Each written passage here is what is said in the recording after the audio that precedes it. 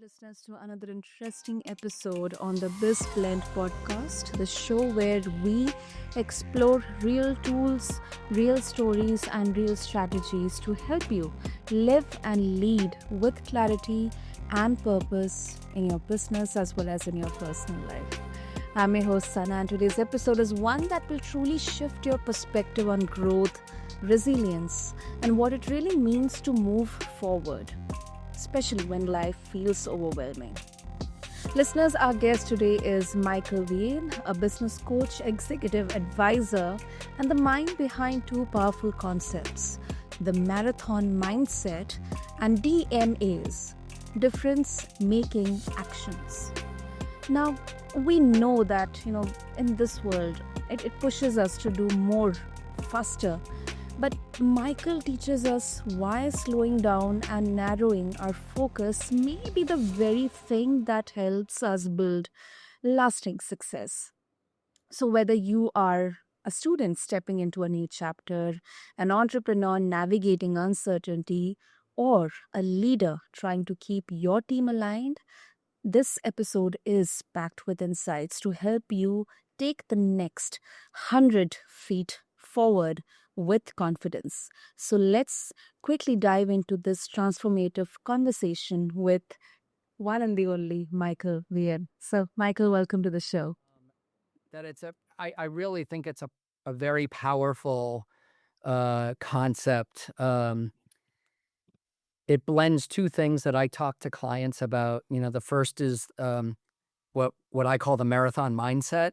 Mhm. But within the marathon mindset, there is purpose and preparation and pace and perseverance.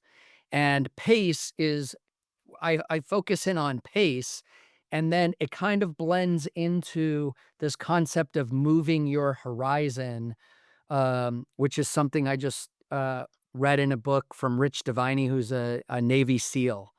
Okay. And the marathon mindset, when you talk about pace, here's what the concept is: marathon runners hit a wall around mile 20. Okay. And when they're asked, and I was at a conference when one runner was asked, "What happens when you hit this wall at mile 20?" Okay. And she said, "If I think about the finish line, I'll quit. My body wants to quit. Mentally, my brain is telling me, hey, you know what? Don't put yourself through this. But if I just focus on the next 100 feet in front of me, Mhm. I can do it. And then when I do that, I focus on another 100 feet in front of me. And I keep doing this until Mhm. get back into a rhythm. And, it's sort of like this concept of you need to slow down to speed up. Um, and moving your horizon really is in this same vein of when a situation is too overwhelming for us. Mm. It could be a large goal that we have. If you it could be growing your business. It could be your own personal development, something personal, something in business, something in family. It could be for a student. When Mm. we're overwhelmed by a goal that's too big, again, we have a tendency to just quit or go into coast mode. If you move your horizon to shorten your focus, same thing as this 100 feet concept, you Mhm. shorten your focus and you just concentrate on what's in front of you. Mm. It allows us it allows us to buy down uncertainty. So we create more certainty in the shortened refocus space. And we do this until we create a rhythm that we get back on track. And what I really like about this concept of moving your horizon is each individual will have a different horizon that they will set for themselves based on where they're at. And I'll Mhm. give you an example of running again. So there was a 400-pound man who decided, I'm going to take my life back into control. And one of my goals in getting healthy again is I'm going to run a marathon. Okay. And the first thing he did, his first horizon that he set was he put on his running shoes and he walked to his front door. The Okay. second day, he walked to his mailbox. The Mhm. third day, he walked down the street. So he kept expanding his horizon. But for somebody who is a regular runner who maybe just took a month or 2 off from running and now wants to get back into it, Mhm. setting a horizon of walking to their mailbox is not going to be enough. So a runner, an accomplished runner might get back into it by saying, I'm just going to run about a mile or two around the block and come back. And then the next day and the next day. So it's, you don't want to bite off more than you can chew, but it has to be big enough that it feels like an accomplishment. And I just love this idea because I presented it to a group of scholarship winners who were students who were going to be going to college. And Wow. I said, look, a whole year at college, when you're there for 1 week, you might think, I'm never going to get through this. How am I going to get from here till next year? Yeah. But if you can shorten your focus on maybe it's just how do I get through this semester? Or for others, how do I get through this month? For others, how do I get through this week? And even down to the day of all I'm going to do is concentrate and get through tomorrow because I have a big test, and then I'll tackle the next problem and the next problem. And I just love this concept of that marathon mindset and moving your horizon so that you can buy down uncertainty. But the best thing about this is it keeps us moving forward rather than quitting or rather than just sort of going into a coast mode where we just feel too overwhelmed. So there's a lot of stories I can tell that I think will be meaningful around that subject matter. And so if you think something like that sounds interesting, Mhm. we can use that as our topic. Yeah, that is absolutely something refreshing. In general sense, it's like slowing down to speed up. Uh, Yes. so I'm definitely on track, aligned with the Okay. concept around marathon mindset. So, is Yeah. it okay, Michael, if I keep this particular part of the conversation in the show, like the actual recording once we release this? I really want to keep it, maybe a bit Yeah. and pieces from this conversation, but Absolutely. quickly start with the formal intro, and then we will try to cover more on the examples and stories. Um, Yeah. and since we have 14 minutes with us, so I'll just try to, quickly start with this. Yeah. Keep going for a second. I want to read you this exact quote Okay. Okay. because it was really powerful. Mm-hmm. So when I heard, so I went to this conference. Mm-hmm. And this is it it really struck me. So, when this woman, so it was a group of business coaches, but Okay. all who had run marathons. So that was the concept of the panel. So you had to be a coach, but you're a marathon runner. And Okay. so somebody said, "What do you do when you hit that wall around mile 20?" Okay. And here's exactly what she said, because I recorded it and then wrote it down. She said, I look 100 feet in front of me and focus only on that. At mile 20, my body wants to quit, and the thought of running 6 more miles is overwhelming. If I think about the finish line, I stop. But if I focus on just the next 100 feet and then the next 100 feet and the next, I keep going, and eventually I find my rhythm again. So I Mhm. just thought like that's what got me into listening to this, and then that translated into this idea that, and I can even go a little bit further, when we get when we get into certain new situations, it could be a goal, it could be you're thrown into an environment you've never been in before, like going to school or taking a new job. Our brain asks us 3 things. It scans for this. Duration, how long am I gonna be in this situation? Pathway, what's the pathway in and out of this situation or this environment? And outcome, so it's DPO, outcome, what's on the other side of this? What does that look like? And when one or all of those questions on duration, pathway, and outcome are are not answered, and there's uncertainty about each one of those, that's what creates the overwhelm. That's what creates the stress spikes. And so the concept of moving your horizon buys down that uncertainty so you can say, "Oh, I know exactly what the duration is for me to get from this point to 100 feet down the road. I know the pathway. I can see the next 100 feet and I know the outcome. I'm going to get there and I'm going to reward myself for having run that 100 feet and then I'm going to do it again." So it's it's creating more certainty within those questions that our brain asks us and how do we keep moving forward. Um, and there's so many ideas that blend into this. Yeah, definitely. So, there was another Navy SEAL, the guy's name is Dave Goggins, Okay. and he said he said in this video I watched the other day, Mhm. he said, "We are always gonna hit a wall in our life." It could be in any aspect, but we're always gonna hit a wall. But when we hit that wall, there are always doors and windows that Mm. we can open when we hit those walls, and we have to be able to find those doors and windows and have the courage to open them. So when I was talking to these students, I said, those doors and windows that he's talking about, those are that he's talking about the horizons that we've been exploring today. He's telling you to open that window and set a horizon to look 100 feet in front of you and not let that wall stop you, but keep open it and keep moving forward. And then if you hit another wall, open another door or open another window. I think it's great. I'll read you the way that I phrased it at the end was I said, when you hit a wall, whether it's physical, mental, or emotional, don't quit. Instead, shift your focus, move your horizon, open a door, crack a window. It's all the same concept.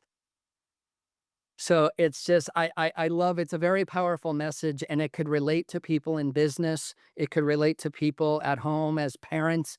It can relate to people in transition, going to a college, moving from college to work. There's a lot of different ways it can connect. Absolutely, absolutely. Because um our lives are marathons. Um, Yes. not only in the Yes. entrepreneurial journey, but in our personal lives, we are performing Yes. roles. So Yes. each role, each achievement or event is like that, mile or that Yeah.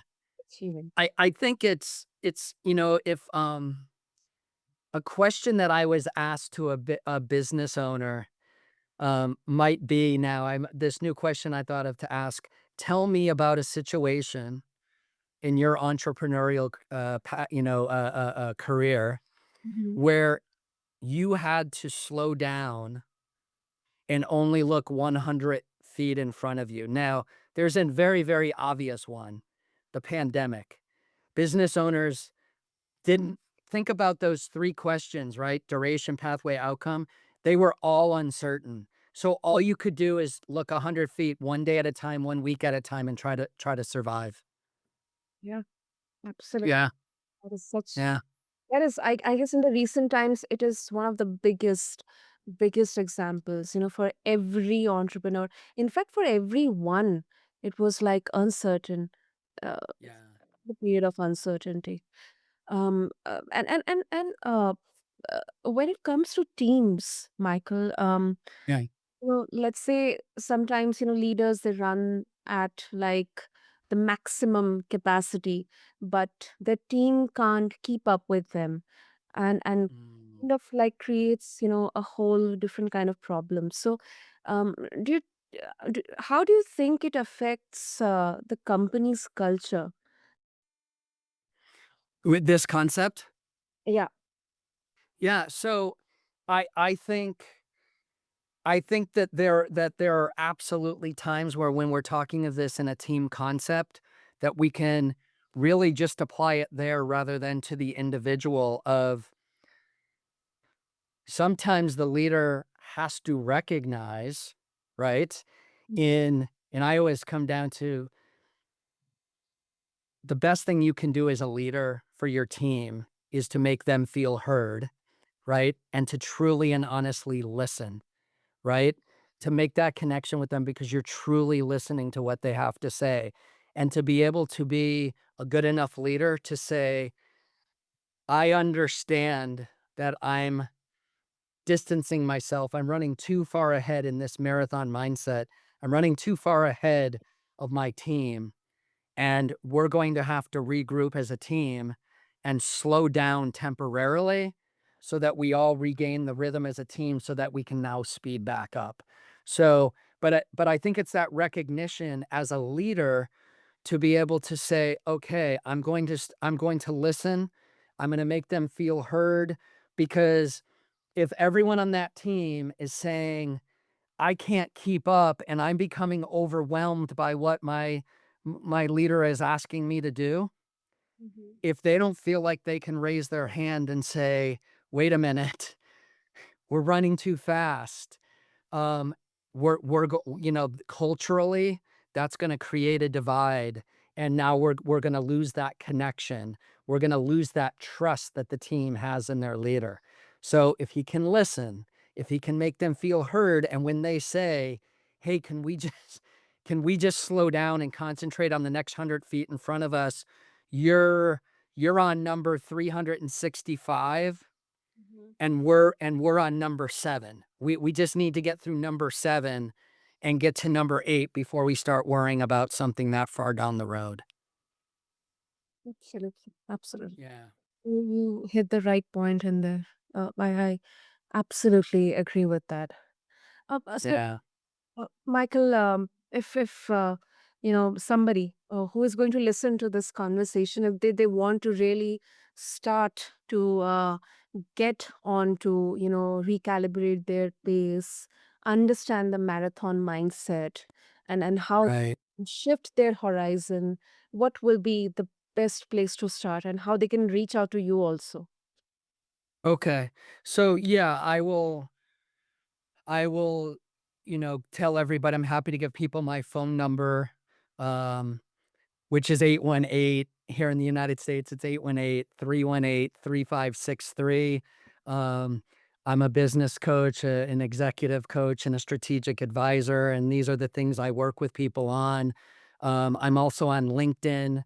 Last name is Viane, Viane, first name Michael. And you can find Michael Viane on LinkedIn and connect with me. But there's another powerful concept that I work with people on called DMAs. And I refer that what this means is difference making actions. And I normally talk about difference making actions to help people concentrate on focus and productivity Mhm. because we spend so much of our days reacting rather than being intentional. We go to work and we put out fires all day. We're running from meeting to meeting, we're putting out fires, but we're never intentionally taking action that's going to make our team stronger, our company stronger, or maybe even our own selves stronger. We're just reacting. So that's normally how I refer to create DMAs each day that are difference making actions that move you and your company forward and make you and your company a better place. We can take this concept of DMAs and we could use it to create a horizon. So I say each day, remind yourself of what your goal is and write on a post-it note. Write down at the top what your goal is, and then create 1, 2, or maybe even 3, but 1 is fine, difference-making action that will get you closer to that goal. And think about it as a shrinking your focus action that's going to keep you moving forward towards that. So it doesn't have to be some grand goal. If your goal is ultimately to start your own business in the next 6 months and that's too overwhelming, think about what you can do today to get you closer to that goal. And it might be one or two things. One of them might be as simple as talking to a bank about financing. One of them might be reaching out to an entrepreneur that you've met recently who opened up a business on their own, and you want to talk to them about the challenges and obstacles of opening that business. Whatever those DMAs might be, that is how to start. And I can work with people to really help them create those DMAs each day and then be there as an accountability partner on a regular basis to meet with them and talk about where they're progressing and are they moving forward. And if not, we can identify why they're not moving forward and try to work through that. Mhm. That is something interesting. Yeah. Different actions, DMAs. Wow. DMAs, difference making actions. Let's make We always talk about imagine if everybody in a particular business, everybody who works for that business started each and every day with the biggest difference making action that would be meaningful for that company. Imagine how progressive we could be in our business. I know one business in particular, and I'm sure there are many more, but one in particular I know of they have a weekly DMA meeting, and they start on Monday mornings, and they all go through their DMAs, and they share their DMAs with each other about what's going to move them or the business forward for that week, and then they hold each other accountable the next week by saying, "Were you able to accomplish your DMAs last week, and what are your new DMAs for this week?" that is wonderful. I mean, it can be from a personal perspective, it can be from work perspective, not only for the leadership, but for all the people in the company or in the team. Absolutely. And the thing that I always stress when I really get detailed about DMAs is I want to make sure people understand DMAs are not to-do lists. Mhm. To-do lists are things that we tend to look at. We write down 10 things and our instinct as a human being because of the way our brains work is we look for the 3 or 4 things that we can get done the quickest Yeah. and we check them off and then we pretend in our minds that we've accomplished something. But I always use here's the example I use with DMAs. I say, how many people in this room or listening to this podcast have said, I was so busy today, but I don't feel like I accomplished anything? And everybody raises their hand and says, yes, that's me. And I said, that's where DMAs come in because it's not a to do list, it's not busy work, it's something that will move you forward and keep you close to your goals. And in this sense, when we're talking about moving your horizon, it's just about shortening your focus so that you keep forward momentum without becoming overwhelmed. And if you can do that each and every day, you will wake up a week later, a month later, 6 months later, and realize how much you've been accomplishing each and every day because you're taking meaningful, purposeful actions each day. Mm. Yeah. Really a great one. I'm definitely going to use this to begin with. Okay. This is something really valuable that, I'm going to take away Great. for all the listeners. Great. Wonderful, wonderful. Michael, this was really a great chat, great Yeah. chat. And what I'll do is I'll just put the intro and the outro into this. Uh, Okay. I think this was more of an organic and personally for me a different kind of conversation, rather Great. than the usual, interview type discussion Yes. have.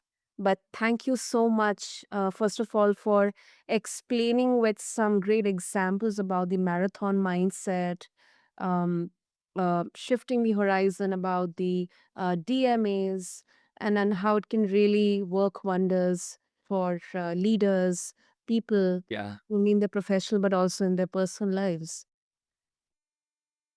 Perfect. Thank you. I'm glad that it was something a little bit different. I actually strive for that. I want to be a little bit different than the normal.